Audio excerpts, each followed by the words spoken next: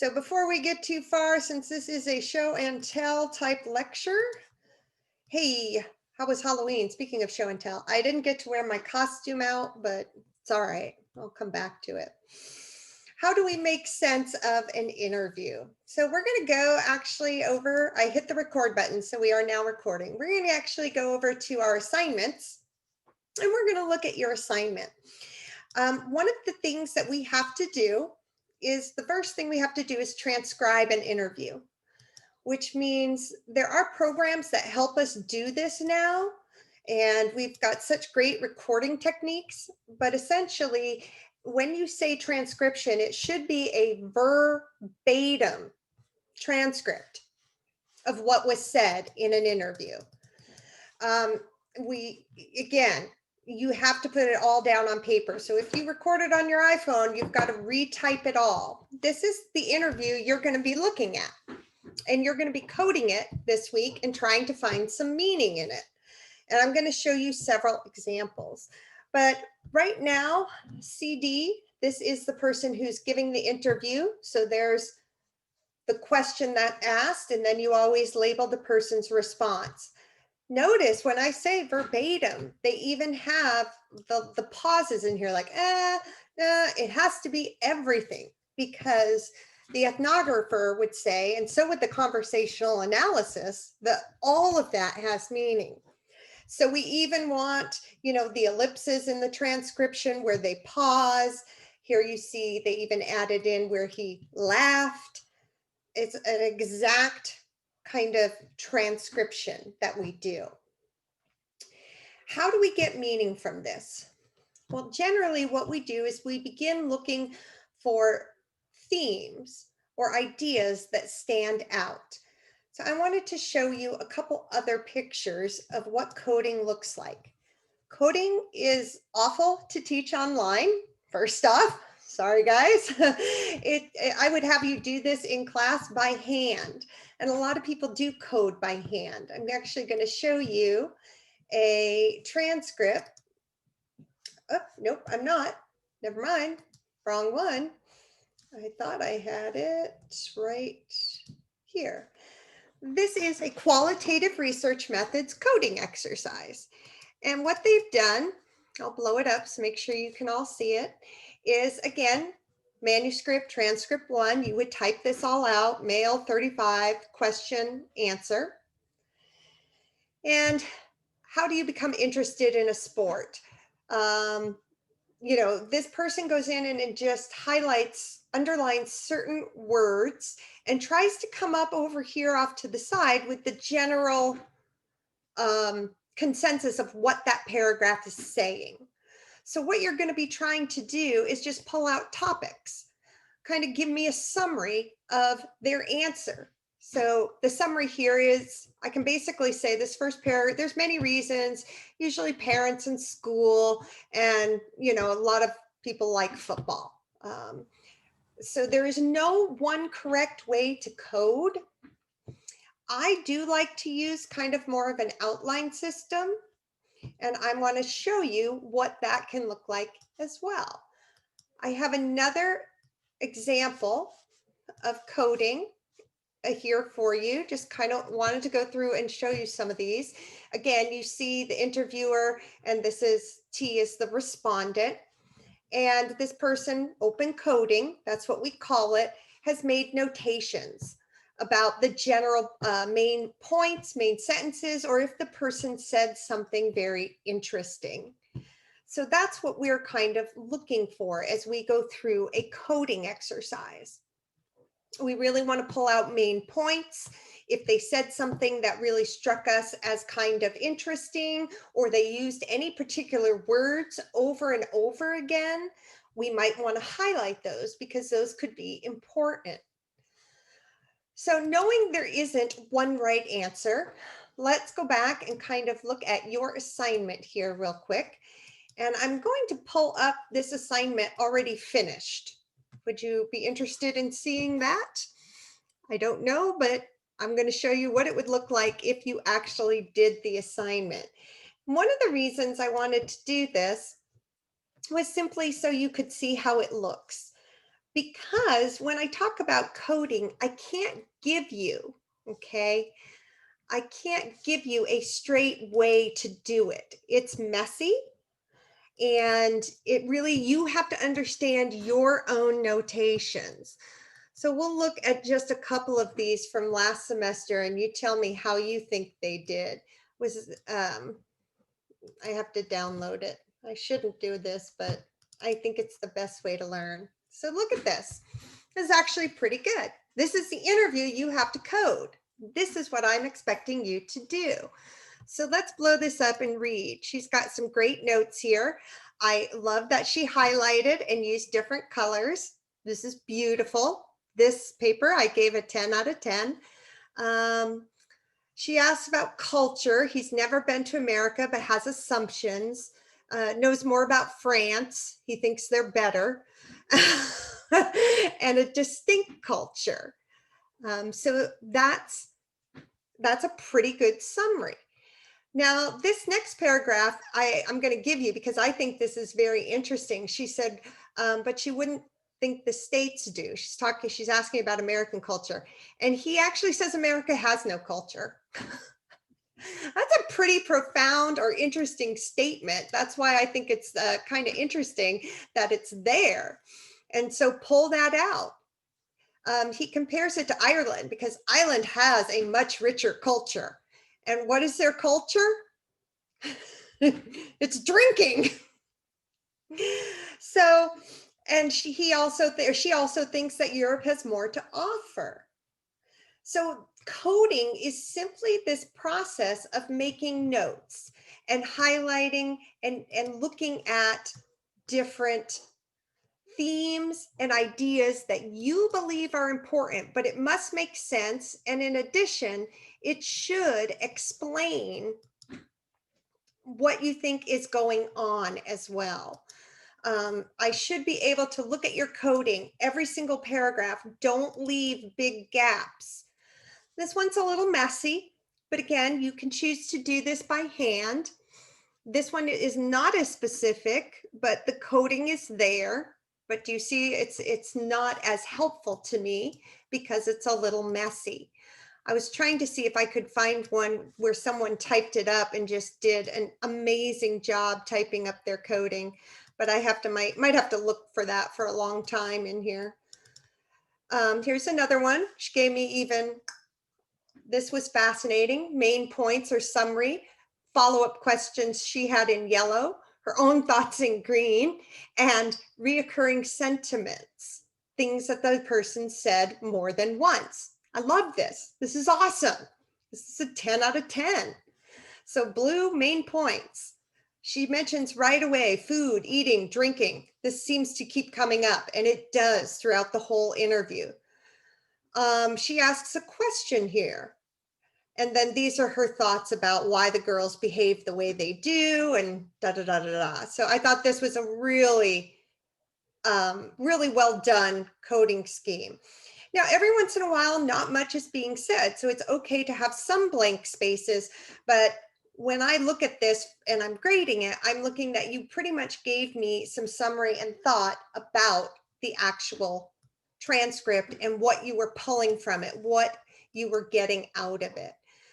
So is this, I'm going to show one more just because, whoopsie, my computer, did I just mess up? Where'd you guys go? There you are. Sorry. Too many windows, too many windows. This one again is handwritten. Now I wanted to show you that you can do this typed. And do y'all know how to do that? This coding assignment, if you download it, and I'm just going to put save to downloads, replace, it's already in my downloads. And I bring it back up, I can do a couple of different things to make this a lot easier for me. I can export it into a Word document if I want to, but I can also edit right in this PDF. And I'm going to do it right now. I just hit edit in here and I can write, I can highlight things, I can do whatever I need to right in my PDF. So you can, again, type. and put in add text. And then I can type in here as well. So I wanted to show you, you can edit the PDF file as well. So this is what coding is all about and what you're going to be doing. I want to see if I can find one other coding that most everyone uploaded it obviously as a PDF, but I was hoping to find one where they used an outline format. I'm also a big fan of using an outline and saying main point 1, main point 2. Most people, again, did it by hand because it was easier. So certainly you can do that. Questions about what you're trying to do right now with coding? Uh, just to be clear, so there really isn't really a correct way to code. It's just whatever we find that we think is actually what they're trying to say is what's going to be correct. You got it. All right. 100%. That's what I'm saying. That's why I wanted to show you kind of all the variations of what got turned in, so you would get an idea that as long as you are, see, here's one, she used numbers. 1, this is the first paragraph. Here's the second. Here's the third. Okay. And I'm getting another question. And so I also wanted to show you how this was uploaded, because yes, some people sent pictures of their uploading. Some edited their SPSS. Some did it by hand. And this person didn't even code it at all. See, isn't that great? So there's multiple ways to go about doing it, as long as, again, the transcription gets uploaded. You can also, if you ever take pictures, there's an app for your phone that I love. There's obviously Google Photo Scan, which would scan in your photos, but there's also an Adobe Scan app that can then take consecutive pictures and turn it all into a PDF document. And that makes it nice, so there's not 20 pages of attachments. This particular person also did something different. Topic, question, she summarized. Then she did a clarifying question. She actually identified the types of questions that were being asked by the interviewer and then gave her summary. Do you see that? And you don't have, I'm not asking you to identify the types of questions. Don't freak out on me, but I'm just showing you different ways that the assignment has been done. And again, this, not good. This was kind of weird, and I'm not even sure what happened here. This person kind of redid the whole thing. This is not coding. Coding should look to that right-hand column where there are no words, and that's where you're putting the main themes and main ideas. And again, you can obviously see some people did take multiple pictures. You don't need to do that. You should be able to send it all in one document. All right. This is okay. This was harder, but do you see they put text boxes in and did it this way? This is fine. I need a summary of every paragraph. Someone else just said Genius Scan is also good. There's so many tools now out there to scan whole documents and turn them in. All right, let's look. I'll show one more. I feel like I haven't gotten a really good one here. This one's good. I like this one. This is nice. You see what they did? Bullet points. This is basically giving me the themes. Because what would eventually happen is, say I went and interviewed another student about Ireland. Guess what I would do with their transcript? I would code theirs. Then I would look across all of the different interviews I did and start seeing if they said similar things. And that's how I start finding themes that become important. So I actually have another exercise I would normally have you do, where I have you take a look at 5 different interviews, and you have to pick out what they talk about across all 5 that's the same. Because if I go and I interview students about their experience in online learning, and I start seeing similar responses, that's telling me something. it's giving me a pretty good clue that here's the way people are feeling. I'm no longer inferring how you're feeling through statistics. I'm talking to you and I'm saying, you know what? Everybody dislikes it. Everybody's kind of most of you dislike the online learning environment.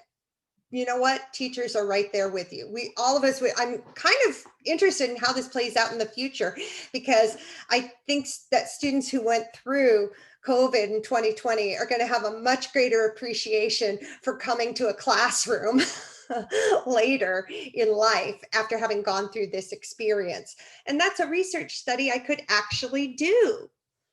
I could talk to students about that experience and see if their views about the classroom have changed due to online learning.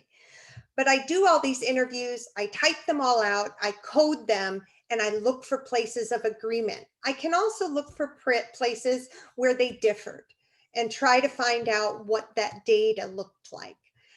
So this is your assignment this week, and it's not short. Have you noticed that right now? Okay, it's one semester I made the class do like 30 pages of coding and they hated me. And they all hated ethnography. I don't want you to hate ethnography. I've given you 10 pages of coding. It's not difficult. Think of it as a summary of each paragraph. I did not give you 30. Gosh, that class really hated me for that. They thought ethnography was cool until they had to code 30 pages worth of it. Other questions or concerns you might have as we go into becoming ethnographers this week? Here's another one done very, very well. Go ahead. So the assignment that you just showed us, she had different color coding. Was that for each paragraph? Because I didn't see at the top that she had anything specified that it was thoughts. I don't think she did. I think she just did them in different colors. And honestly, I don't know why. It just breaks it up maybe as a viewer of it. It's not necessary. Can we just Okay, yeah, you can do bullet points on the side like that last one I showed you.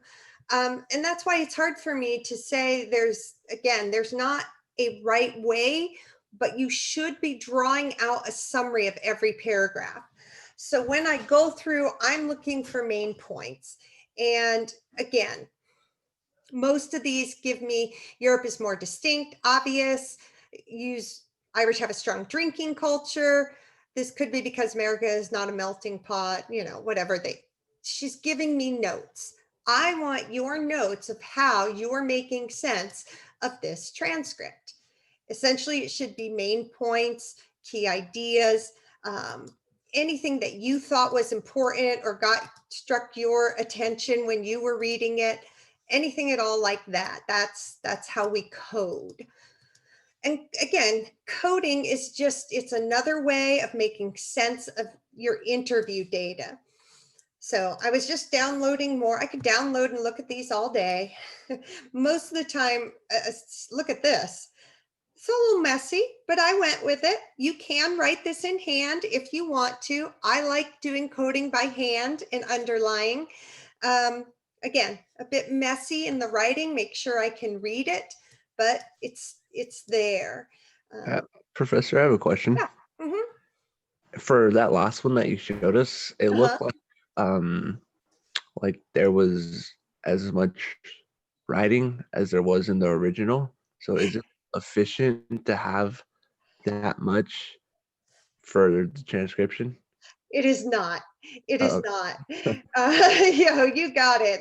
That's why I said this is kind of messy. It's like you're almost, in other words, we do want bullet points. You don't need full sentences. It should be just a brief summary or something like, I love the one where they did example. These are notes and things that should make sense to you. So here's one. This is much better. You see they underlined keywords and gave me just little descriptors. I'm so fine with this. Okay.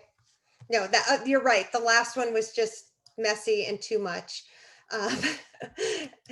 So all we're looking for is main ideas. I think this helps when I show it to you. Yes. Here's pictures. Pictures are okay, but remember, you've got a bunch of apps out there that you can scan this right into a PDF document and they're free. All right. And again, that's what's happening here in this coding as well as the other coding I shared with you. We're doing a summary. It shouldn't be longer than the paragraphs themselves or you're defeating the purpose. So we can do the first paragraph for you. First paragraph is about culture, right? And he distinguishes or she distinguishes right away Europe and America. They're different. That's a pretty important, that's a big claim because a lot of people like to say we're just like Europe. We are not. If you have been, we are not. And to say America doesn't have much of a culture, wow, that's a pretty big statement too. So in this first paragraph, you are now distinguishing between, I would write, distinguishes between Europe, American culture. America doesn't have a culture, and culture equals food, socialization. Yeah, that's all I'd have to write. Do you see that?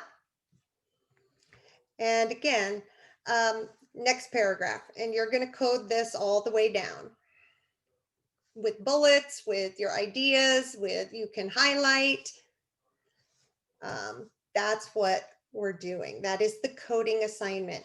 I will say be careful when you transfer this. You could export this, as you well know, into a Word. It does change the format a little bit and it gets a little funky. So, you know, there are other ways around that. And again, you can print it out. You can do this by hand. This is one of the few assignments that if we were in class, we would actually probably do by hand with highlighters and our pencils. But this is just kind of where we are at in terms of what we have to work with right now. Okay, questions? I got no questions. Okay. All right, people. You are now ethnographers. And see, this is when I searched coded interview transcripts on Google, look how many different things came up. And that's why I say even this craziness over here, this is a little messy for me, but the thing is with coding, as long as what you're doing makes sense to you and it's just kind of like anybody read books and make notes on the pages when they're reading to pull out main ideas or important information.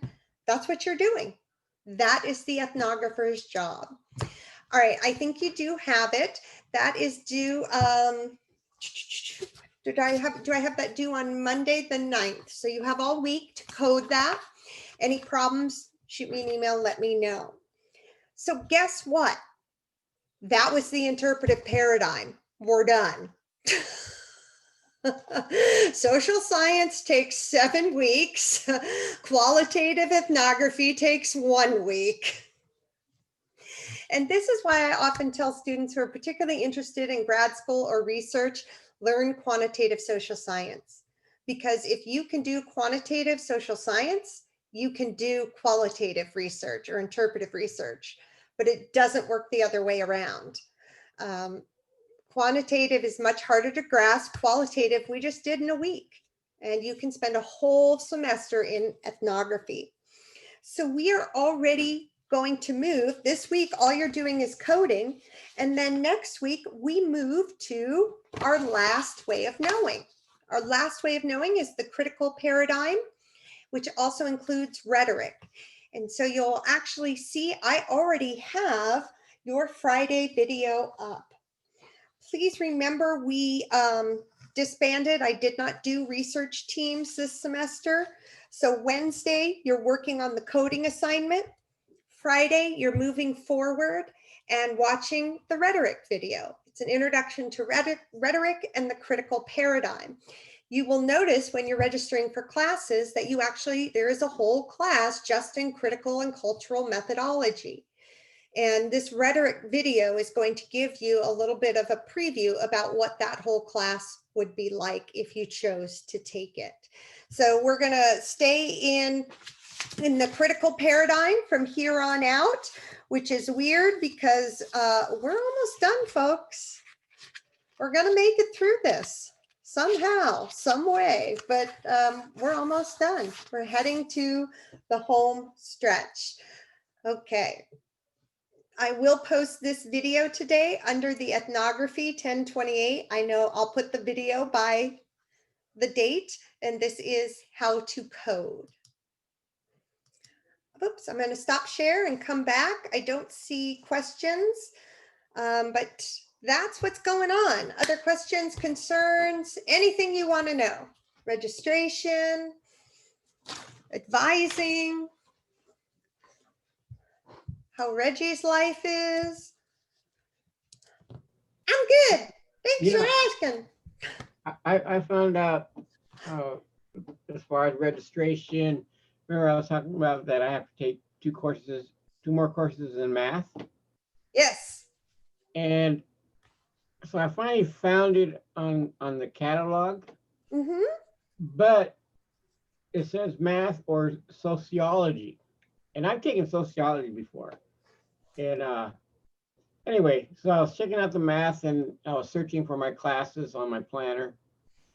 And it wasn't giving me anything. So I said, well, let me try sociology. And sure enough, sociology had math in there. Yep. And I didn't know that because I've taken sociology and it's all about sociology. Well, almost And, all what we consider social science disciplines have math in terms of intro to stats or quantitative research, because that's how they get that math requirement. But remember, if you do come to me for advising, unfortunately, I can't tell you a whole lot about GE. You actually have a separate GE advisor. right. In the Office of Advising and Eval. And if you ever get stuck with questions like on math or why didn't my history transfer, they're the folks who can help you out. Yeah. Yeah. But I'm all good now. I mean, Good. No, all social sciences do what I call math or statistics, at least beginning statistics. Yeah. But we are not going back to statistics. Remember, we're in ethnography. Now we're going to be moving into the critical paradigm. So you go research code, become coders. And I will come back next week and we'll move into our very last paradigm or way of knowing. So hang in there, almost done. If there's any other questions, I'm happy to sit here and answer those or chat with you. Otherwise, that's all, folks.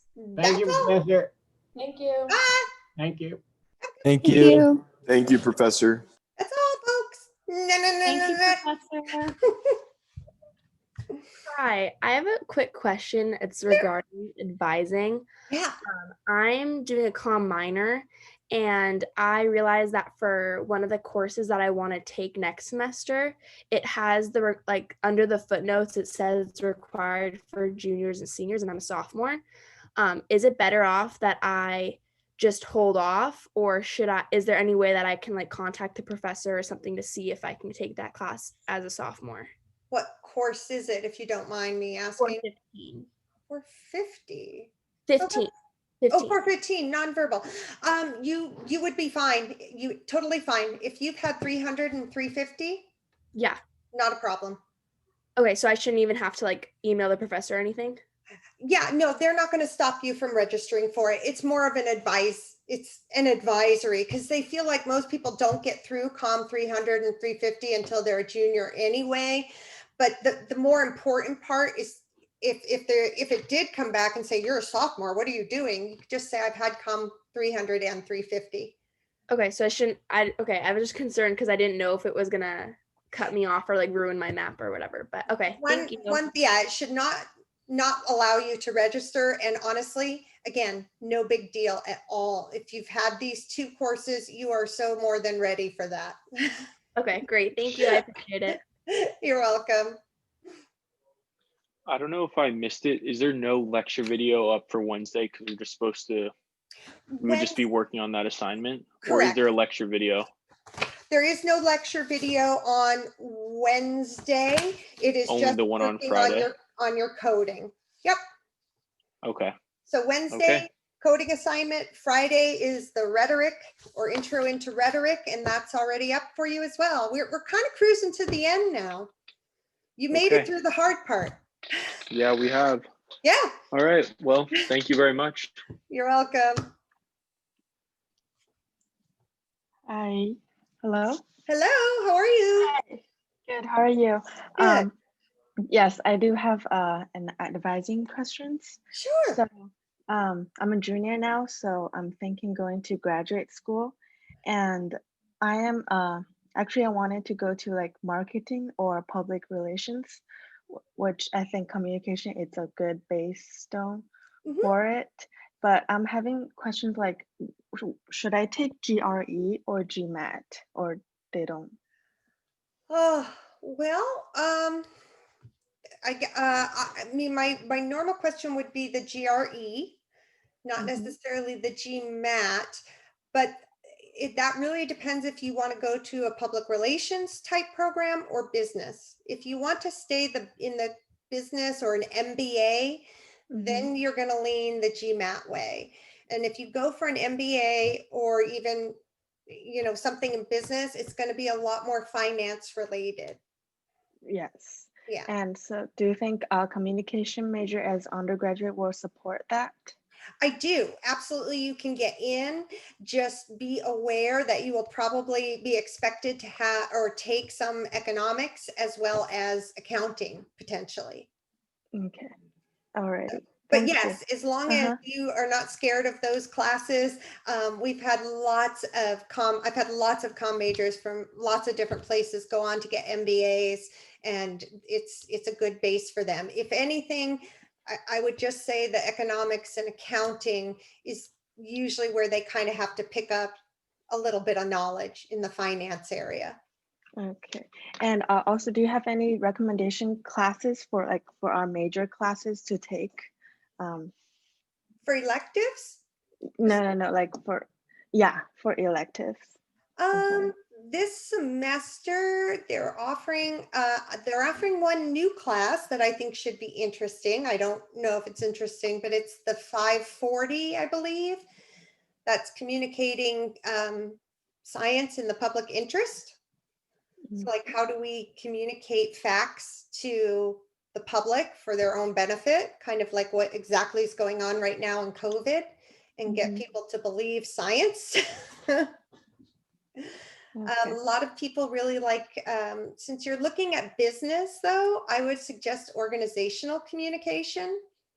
That's Okay. going to And give you, also the quantitative science. yes, aesthetic. I would Is- definitely take quantitative. That's going to be more advantageous to a marketing or business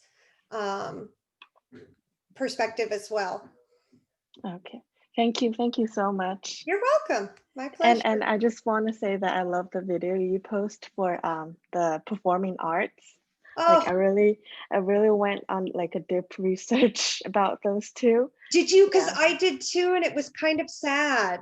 Did I you? know because Ulay passed They away. passed Yeah. away. And I didn't yeah. want to tell the class after the whole video, but I can't stop using that video because it was like, it's so intense. And I know. yeah, It's yeah, I love it. Thank good. you. Thank you for sharing that. You're welcome. Looks like I have a couple other Bye. questions. Nicolette? Yeah. I just registered for classes, and I'm kind of confused about the investigating communication classes. I'm kind of in between 420 and the 465, the conversational analysis. I just don't really know what any of them are. Sure.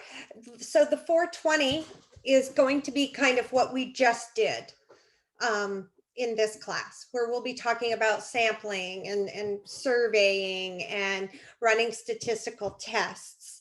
I mean, I'm basically doing 350 in 420, except it's the same information, but now you get to do it. You get to do your own research project and put it into practice. Honestly, we don't learn all that much that's new. It's just that you get to do that type of research.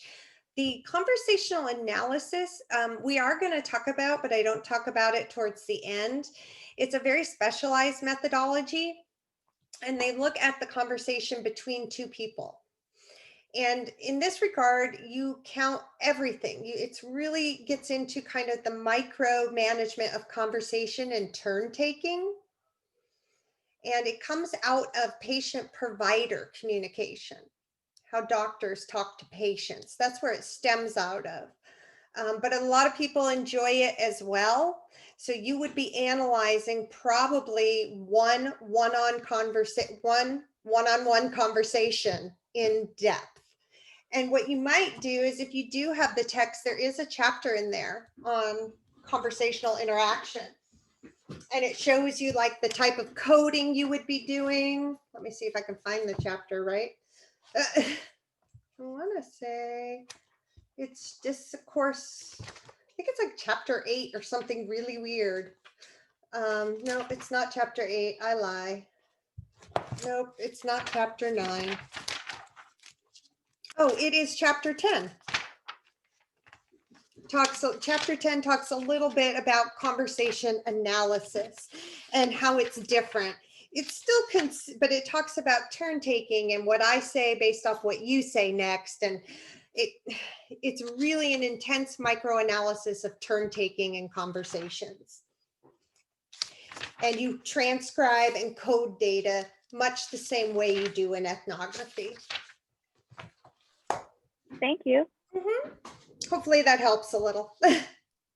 Yeah, it does. I didn't realize it was like patient provider, like that, in more like health comm, right? Yes, because the reason we even teach it is we have a prof who specializes in it, and I just say that because every example he is going to use is going to be about conversation with cancer patients. Just which is very important to analyze. I mean, I just don't know for me if I could spend a whole semester analyzing cancer conversations. Thank you for that. You're welcome. I got 3 folks left. Are you sleeping? Forgot that you were in class, or have questions? I think you forgot you were in class. Love y'all. Have a good day.